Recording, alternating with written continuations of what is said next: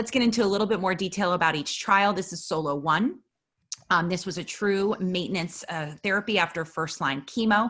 All patients had a BRCA1/2 mutation and had a response to therapy. They could have either neoadjuvant or upfront surgery. They were randomized 2-to-1 to Olaparib versus placebo, and the primary endpoint was investigator-assessed progression-free survival. Of note, they received the Olaparib for only 2 years, 24 months. There was a clear benefit in progression-free survival with a reduction in the risk of progression of about 70%. And there's a few things I want to highlight here in this slide that always make me kind of get excited. One is that they only got treated for 2 years, and yet the curve continues on, and the 3-year progression-free survival is improved at 60% in those patients that received Olaparib versus 27% for the patients that got the placebo. The second thing is, this generally is a population we consider to be our good actors. These are the patients with BRCA mutation tend to respond very well to chemo and have better overall survival when compared to patients without. But this population at 3 years, only 27% were progression-free. So this helps me feel confident that we do in fact need to use maintenance to be able to help impact these patients, because at this point we do not have a way to identify those patients that would be without progression in the absence of a PARP inhibitor. So to me, those are kind of the exciting things about this. Now, we're still waiting on overall survival data. It does seem like there's a flattening of the curve there that may yield a survival benefit, but it's too soon to tell. And this is just a snapshot of subgroup analyses that were done around progression-free survival that basically shows that the addition of Olaparib was, beneficial regardless of CA125 level, type of BRCA mutation, the age of the patient, the stage, and all of those types of things.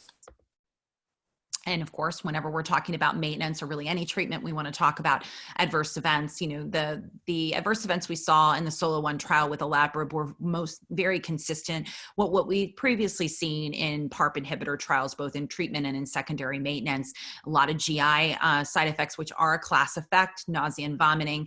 And I think this group would agree that those are mainly going to be in the first few months, and then once you get through that, you can generally see quite a reduction in those issues. We also see bone marrow effects, neutropenia, thrombocytopenia, but I'll call your attention to the bottom of the slide. The discontinuation rate in the Solo 1 trial was about 12%, which is very consistent with most PARP inhibitor trials. So the majority of these patients can get these adverse events, and those adverse events can be mitigated and keep that patient on an appropriately effective therapy. The PRIMA trial, similar but different, again, randomized control trial. This was a more high-risk population, although it was an all-comers. They allowed anybody regardless of their BRCA status, but they did select for kind of a more high-risk group, both stage 4s, as well as patients that had residual disease and stage 3. So they really tried to select out a more high-risk population in order to get an early signal and also make sure that this treatment worked. There was a 2-to-1 randomization between the niraparib and placebo, and the primary endpoint was progression-free survival. This is just the demographics again to highlight. About 36% of the patients were stage 4, and a large proportion of them had neoadjuvant. So 2/3 of the patients had neoadjuvant chemotherapy, again reflective of this high-risk group. And here are the results in the overall population. This is all comers. There was about a 40% reduction in the risk of progression with the addition of niraparib, about a 4 to 5 month overall difference. But importantly, when we started teasing it out by subgroup, you can start seeing the impact of the biomarker. Again, this was a planned analysis, a planned primary analysis of the HRD positive patients, a 60% reduction in the risk of progression in that HRD subgroup. And you can see a pretty impressive difference in the median progression-free survival as well.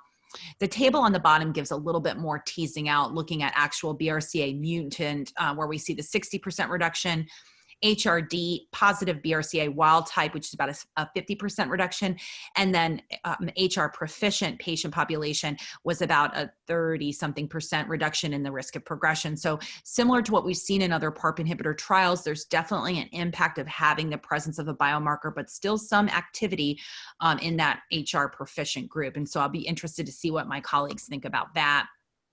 And this is just another forest plot looking at progression-free survival, teasing out, again, the impact, the positive impact of niraparib in the groups is irrespective of that biomarker, but definitely the biggest impact in those patients with mutation or HRD.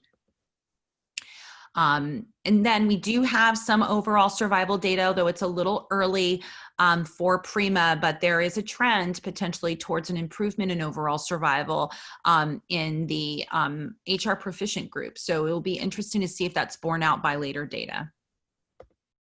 And this did get a recent FDA approval for all comers with advanced ovarian cancer after response to their first-line platinum-based therapy. The Paola data, this was an interesting trial that took any patient that had gotten chemotherapy with bevacizumab and then randomized them to, after response to therapy, to receipt of either bevacizumab alone or bevacizumab in addition to olaparib.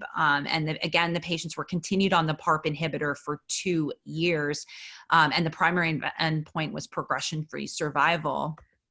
And in the all-comers intention to treat, there was a statistically significant difference, about a 40% reduction in the risk of progression with the addition to the olaparib, of the olaparib to the bevacizumab in that all-comers group. But when they teased out in the pre-specified subset analyses, the biggest impact really was on those patients that either had a BRCA mutation or had HRD in their tumor. And there really was minimal benefit along the population that was HR proficient.